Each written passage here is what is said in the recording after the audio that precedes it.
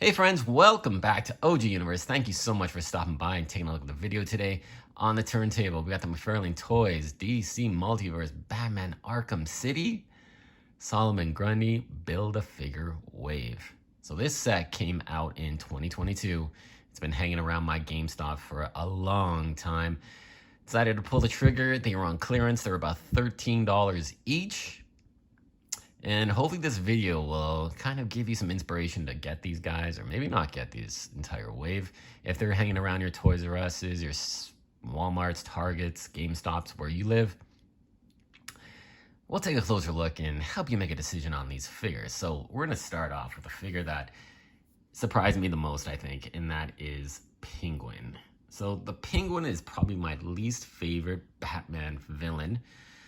I just don't find him interesting as a penguin guy with motif gangster from the 30s. I've always seen him, and the first thing that comes to my mind is that squawking voice from the Batman 66 series.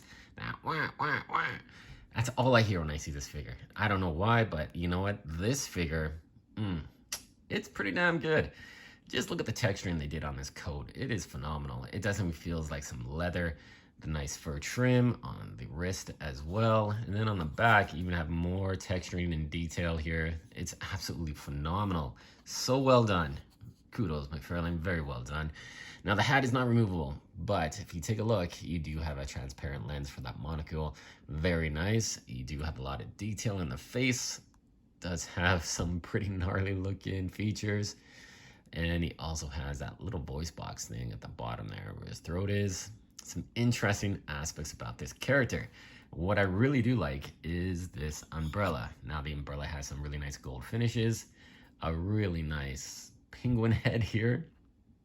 Can be used as a weapon, I'm sure, because that would be sharp. What I would have appreciated if they came, because of course this figure is such a smaller figure, maybe an extra umbrella piece or an extra umbrella completely. You'd have one that's open, because you usually see Penguin using this as a either stabbing weapon or a gun, so that would have been kind of cool to see that. But otherwise, this figure is surprising, definitely surprising. Now, unfortunately, when it comes to articulation, he is held back by his sculpt, his coat.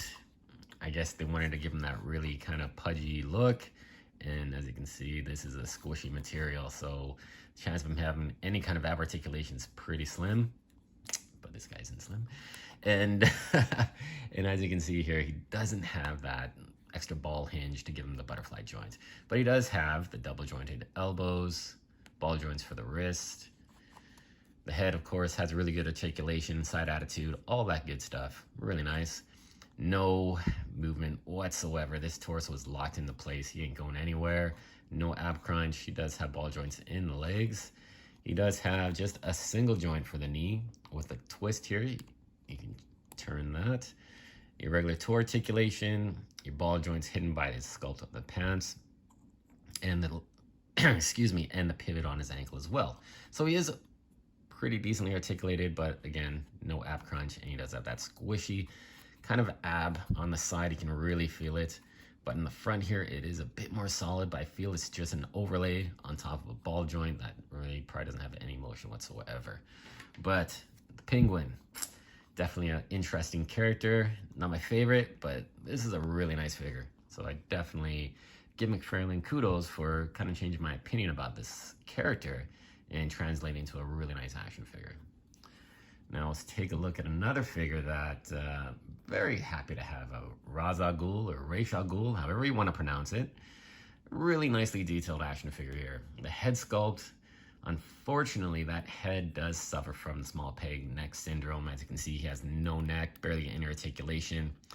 I think I probably will swap out this ball peg, so it probably is a shorter one. I'll swap it with a little longer one, the medium sized.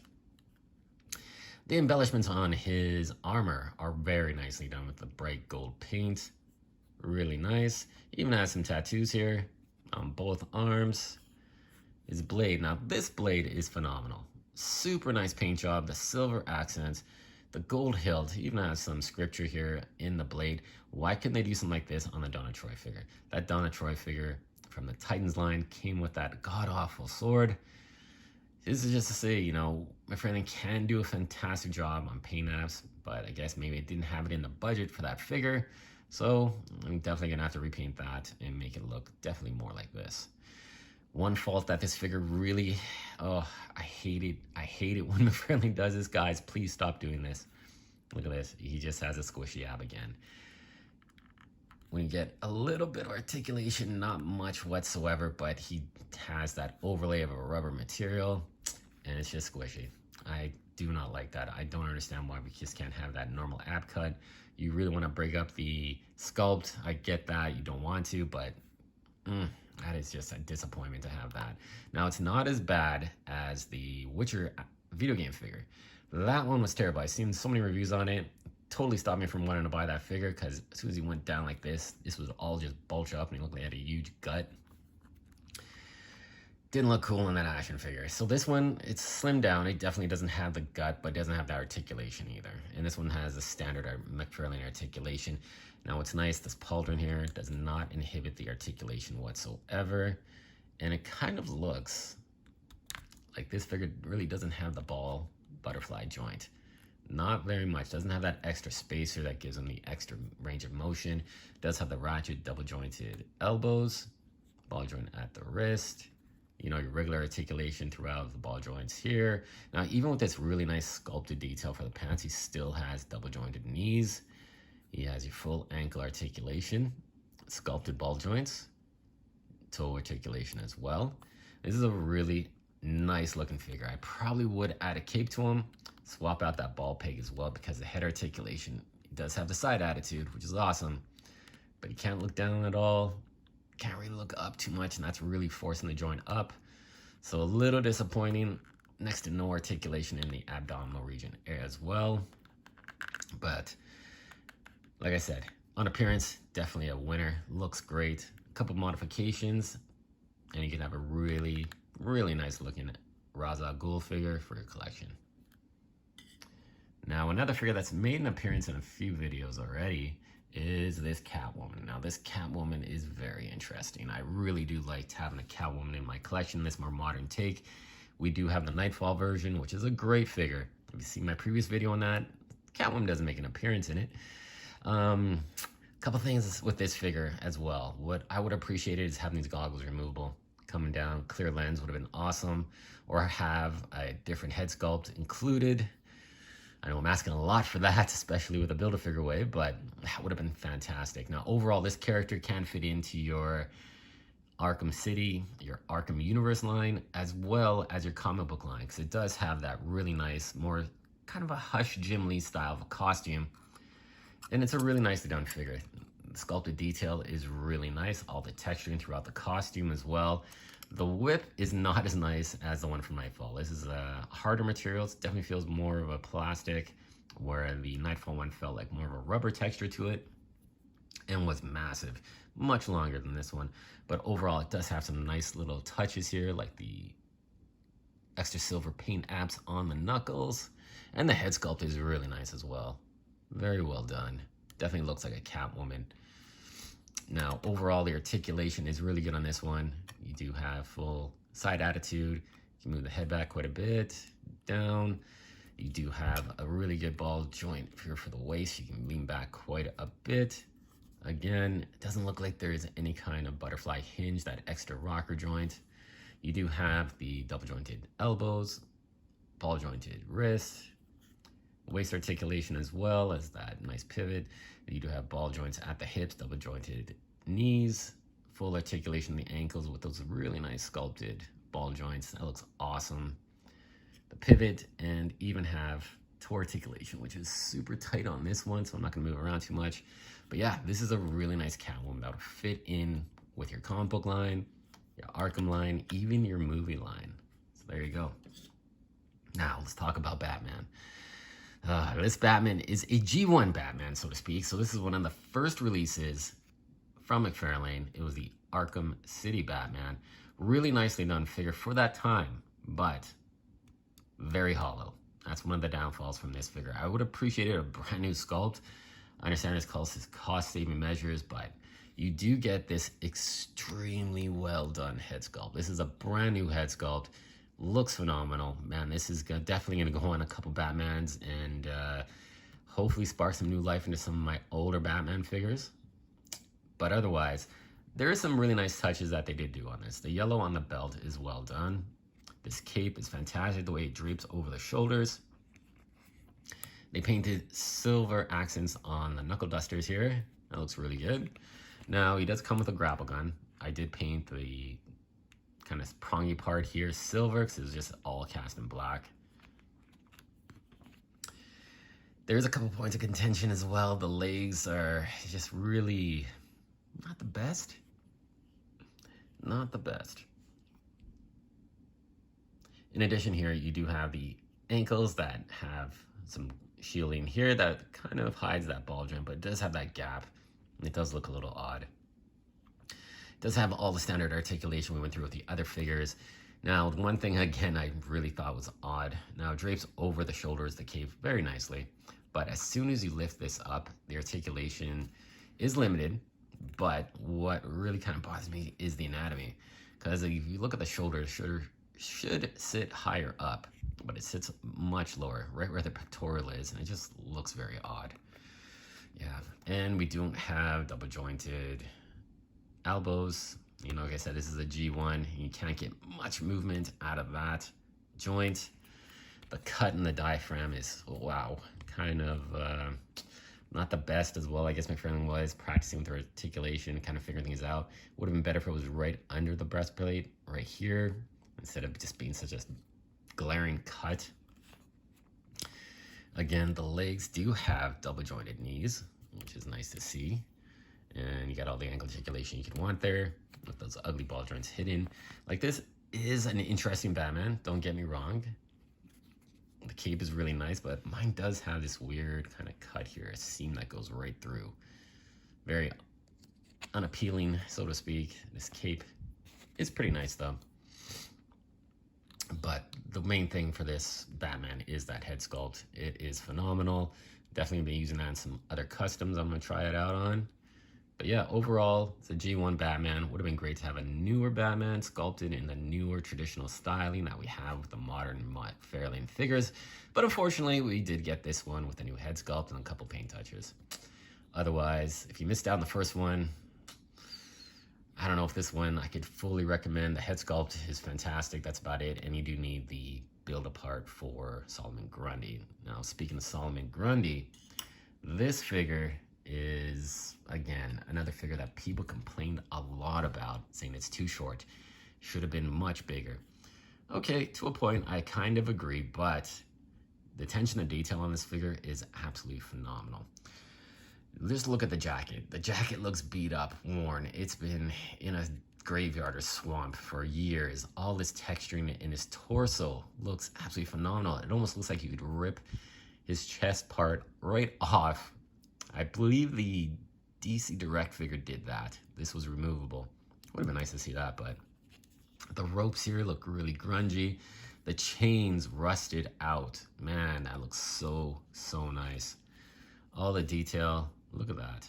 It's like they put a different kind of wash on it to bring out all the detail on the fabric and the texturing. Man, and one thing this figure really could have surprised me was when you're putting it together, this chest is super, super hollow. It's just nothing going on in there.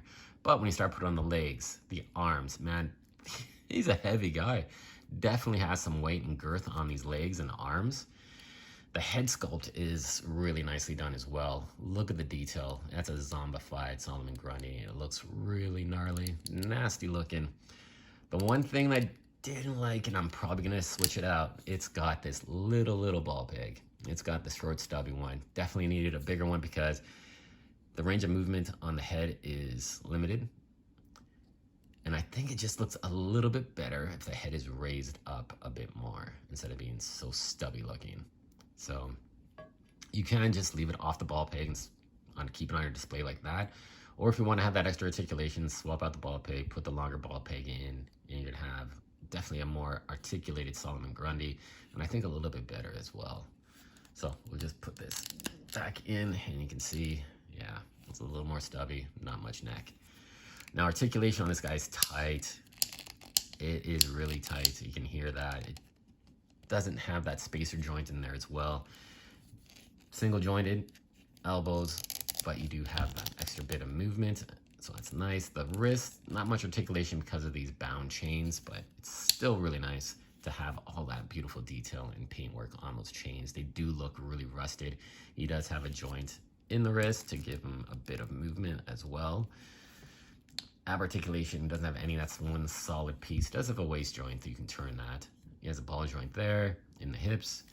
The leg just has that single point of articulation, and it's super, super stiff on both of these, so I'm not gonna try messing around with it. The ankles do have that sculpted ball joint, although this ball joint here is kind of nasty looking. It does have the pivot and the rock and the toe articulation as well. So your Solomon Grundy is a massive figure. He is a big, big boy, but limited on articulation, and he is very heavy. If this guy takes a stumble off of your shelf, man, it could do some damage to other figures. And the figure itself, it has a heck of a lot of weight to it. But let's just kind of do a little bit of a comparison with this Batman. As you can see, the height, it's kind of like, I appreciate that kind of height difference. I don't want Solomon Grundy being like 12 feet tall, your Batman being 6 and change. I think this looks good. I think the height difference is fine. No questions, no problems, very good. Now, if you want to compare him to a couple other figures, let's compare this Solomon Grundy to, say, someone like Lobo, who's another big figure. You got these two together. He still does have a little bit of extra height on Lobo, but I think these kind of look good together. And if you want to compare him with someone like, say, Superman, because, you know, Superman does fight Solomon Grundy in the Justice League. I like that height difference. That looks really good. It's not over towering. He's not like a monster of a man of 12 feet. Again, these two guys look really good together. Now, if you want to compare another Batman, so this here is my G1. This is my very first Mcfarlane figure that I've ever purchased, and that was the Detective Comics 1000 Batman. Again, these two look pretty good. Doesn't have the Jim Lee stylization that you'd hope for that Detective Comics 1000. To me, this is my animated version, a little more stylized, because that head sculpt is just animation. It reminds me of Batman the Animated Series, just a little more stylized. But these two look really good together as well. So there you go, guys. So the entire wave is pretty interesting. For the price I picked it up, I'm very happy to have all these figures in my collection. I definitely think that there's some definite winners. Penguin and Solomon Grundy are fantastic. Ra's al Ghul is really well done as well, except for that puffy chest and those extra little bits that could have had a bit more articulation in that neck joint. The Batman, not my favorite Batman for sure, but still a pretty good Batman in the sense that that head sculpt is absolutely amazing. I think it's gonna look really good on some other figures. But yeah, there you go, guys. Picked this wave up really cheap. I think it's definitely worth the value, even at regular price. In Canada, these guys were really expensive. They were like $35 each. I just didn't see the value in it. The figures didn't appeal to me as much as they do now.